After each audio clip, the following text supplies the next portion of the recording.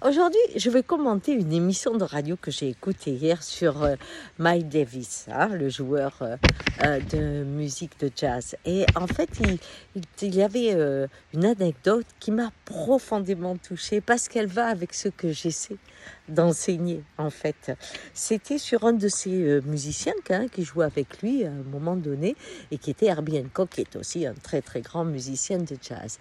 Et il racontait que à un moment, il y avait Miles qui faisait un solo et lui accompagnait et il fait un accord faux.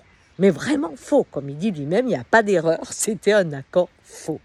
Et à ce moment-là, Mike David s'arrête et crée d'autres notes qui rendent cet accord juste. Et lui dit, c'est magique, c'est fou. Il fait d'un accord faux, la réponse fait de cet accord un accord juste. Et il explique que des années plus tard, il comprend que pour Miles Davis, ça n'a jamais été un accord faux.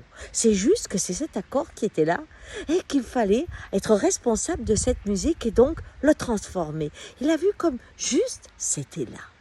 Vous voyez, mon père disait à toute chose, malheur est bon. Hein?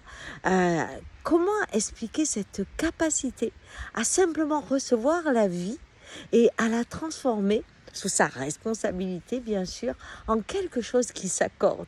Hein? On a Mozart qui dit, quand son père disait, mais qu'est-ce que tu fais? Eh bien, j'associe des notes qui s'aiment. Et en fait, la vie, c'est que cette histoire-là. On a des sons, on a des histoires, on a des aventures qui nous arrivent et on va dire, ah non, ça c'est pas juste, je sens pas, c'est faux, c'est ceci. Il y a ça à vivre. Juste, tout simplement, il y a ça à vivre. Transformez-le pour que cela devienne une jolie musique, comme savait très bien le faire ce grand joueur de jazz.